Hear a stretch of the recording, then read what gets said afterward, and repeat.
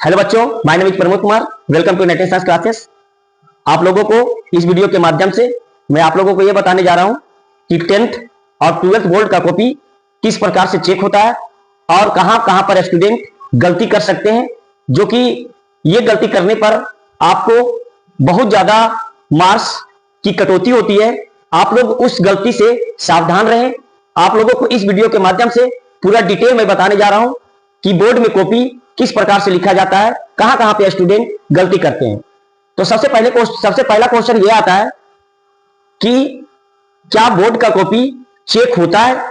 अगर बोर्ड का copy check होता है तो उसका माध्यम क्या रहता है, किस प्रकार से बोर्ड का कॉपी चेक होता है, मैं आपको पूरा डिटेल से बताने जा रहा हूं। सबसे पहले जो भी बोर्ड एग्जाम में जो भी टीचर कॉपी चेक करते हैं उनके पास आंसर की आ जाता है और आंसर की के अकॉर्डिंग ही वो कॉपी चेक करते हैं। जैसे मेरे पास एक क्वेश्चन है, मैं क्वेश्चन से समझाता हूं कि फेन पलवन विधि किस सिद्धांत पे कार्य करती है तथा इस विधि से कौन कौन से अयस्क का सांद्रण होता है।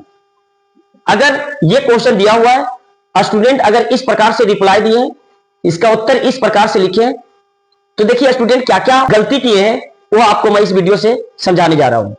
सबसे पहले टीचर्स के पास आंसर का की आ जाता है। जैसे मान लीजिए कि आपको इस क्वेश्चन का आंसर का की जो टीचर के पास जो आया हुआ है कुछ इस लैंग्वेज में आया हुआ है।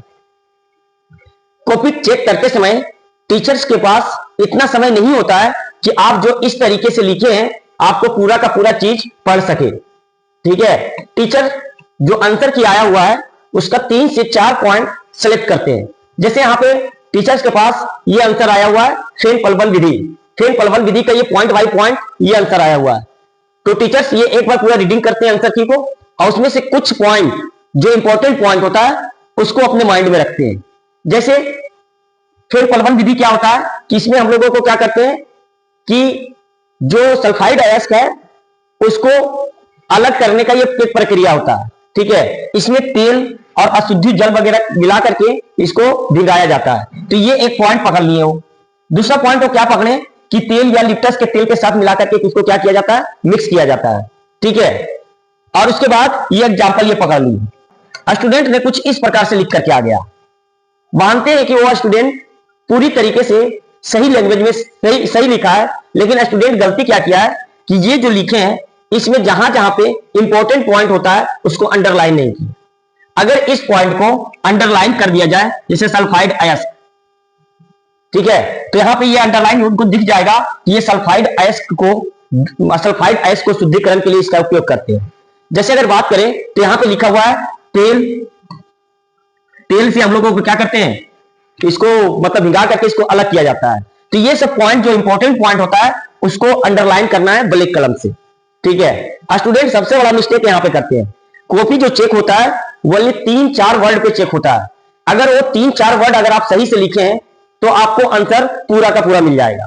ठीक है, अब बात करते हैं ये तो टीचर्स किस प्रकार से कॉपी चेक करते हैं मैं वो सब बताया हूं।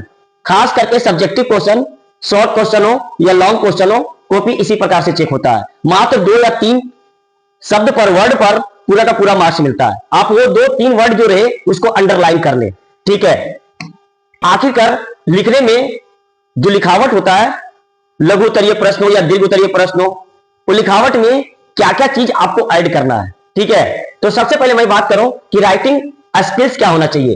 राइटिंग स्किल्स जो होना चाहिए सबसे पहले एक फॉर्मेट में लिखा जाना चाहिए। कॉपी जो होना चाहिए एक फॉर्मेट में लिखा हुआ होना चाहिए। फॉर्मेट का मतलब क्या हुआ, जैसे मेरे पास एक स्टूडेंट का कॉपी है, ये स्टूडेंट का कॉपी है, ये स्टूडेंट ने क्या किया है कि शॉर्ट आंसर टाइप क्वेश्चन लिखा हुआ, वेरी गुड, ये एक फॉर्मेट बन गया।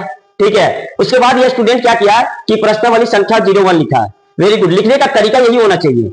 ऊपर अगर लघुत्तरीय प्रश्न अगर हिंदी में लिखना चाहते हैं तो लघुत्तरीय प्रश्न लिखिए, और उसको अगर इंग्लिश में लिखना चाहते हैं तो शॉर्ट आंसर टाइप्स क्वेश्चन लिखिए और क्वेश्चन नंबर इस प्रकार से दीजिए ब्लैक कलम से।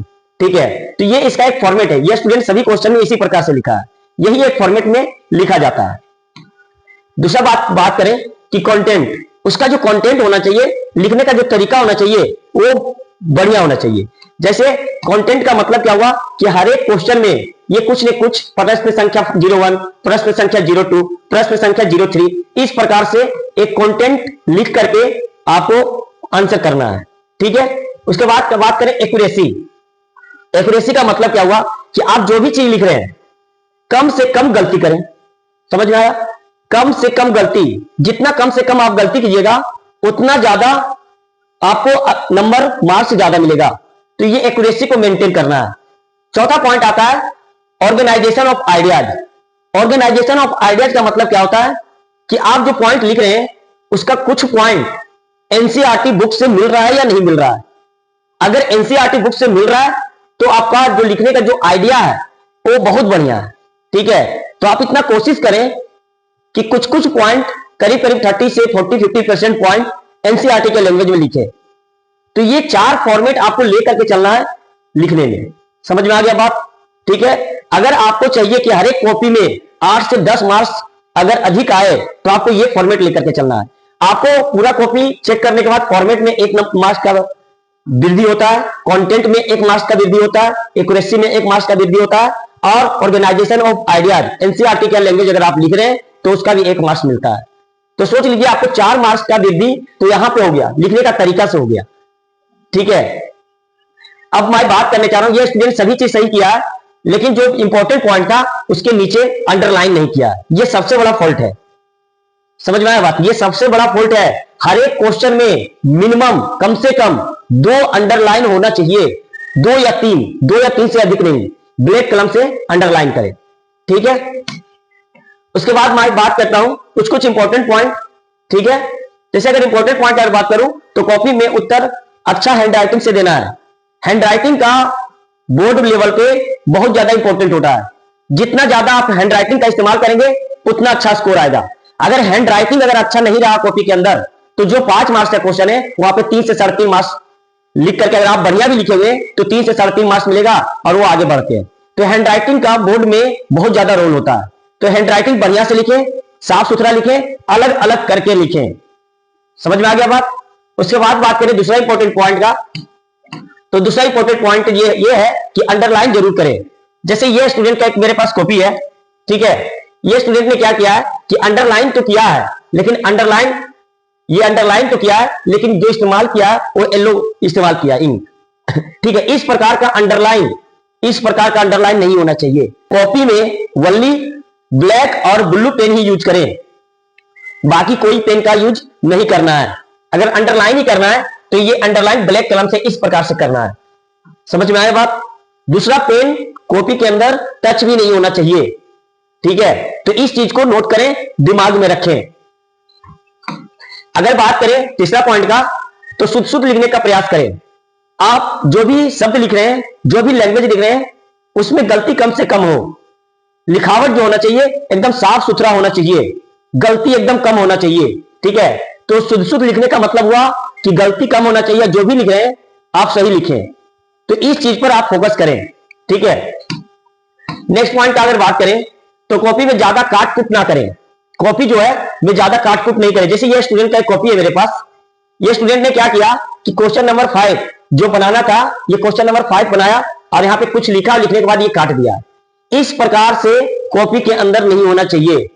अगर इस प्रकार से हुआ तो टीचर को इरिटेट होता है, और इरिटेट होने का मतलब अगर 2 मार्क्स का क्वेश्चन है, अगर आप सही भी लिखे तो 1 मार्क्स बैठा करके आगे निकलेगा वो।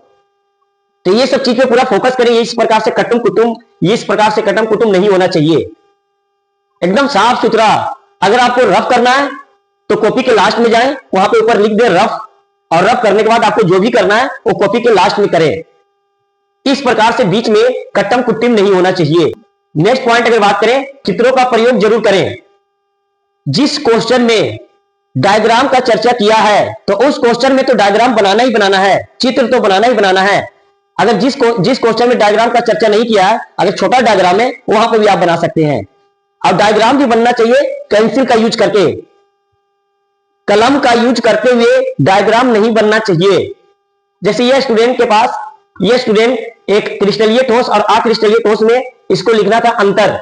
तो ये स्टूडेंट ने क्या किया है कि लिखा है, सब चीज सही लिखा है, लेकिन इन्होंने पेन का इस्तेमाल कर लिया।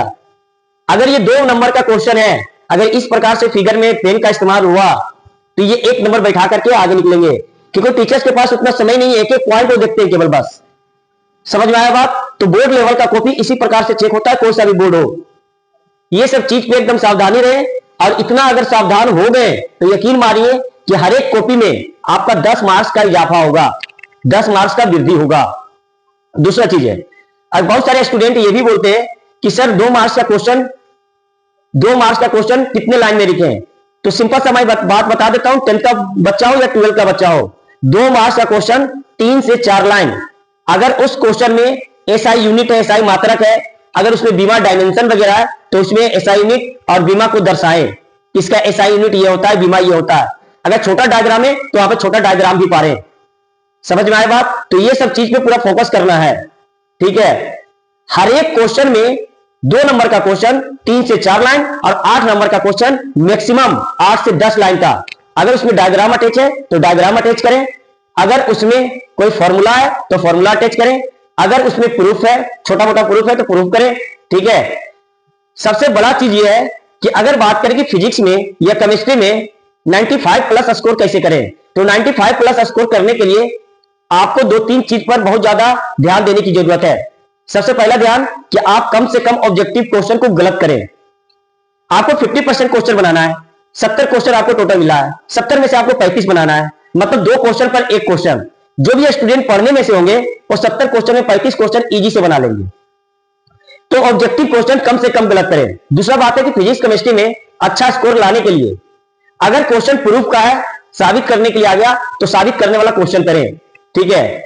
और अगर बात करें कि अगर छोटा छोटा न्यूमेरिकल कुछ दिया जाता है 2 मार्क्स का या 5 मार्क्स का, अगर न्यूमेरिकल आता है तो न्यूमेरिकल को अटेंड जरूर करें। ये सब चीज में क्या होता है कि मार्क्स नहीं कटता है। अगर ये सब चीज किए तो यकीन मानिए कि आपका स्कोर फिजिक्स केमिस्ट्री मैथ्स या बायोलॉजी जो भी साइंस पेपर हो वो 95 प्लस स्कोर आएगा, ठीक है। वो मार्क्स में स्टूडेंट क्या क्या गलती करता है, तो पहला गलती ये करता है कि जैसे 7 नंबर क्वेश्चन का ये स्टूडेंट ने क्या किया कि 2 गोला को रख दिया। इस प्रकार का गलती नहीं होना चाहिए।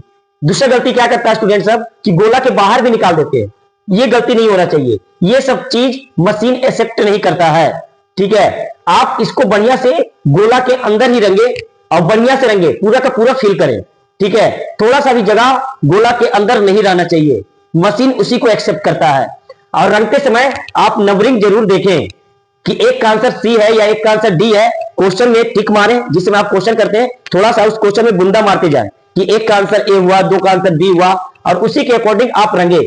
रंगने का सबसे आसान तरीका आपको बताते हैं कि सबसे पहले आप क्वेश्चन को क्या करें कि एक बार क्वेश्चन को, जितने भी एमसीक्यू क्वेश्चन है उसको एक बार बना लें और उसमें एक बुंदा बुंदा जो भी आपका ऑप्शन है उसमें बुंदा दे दे और रंगे आप एक बार, देख देख कर रंगे, ठीक है।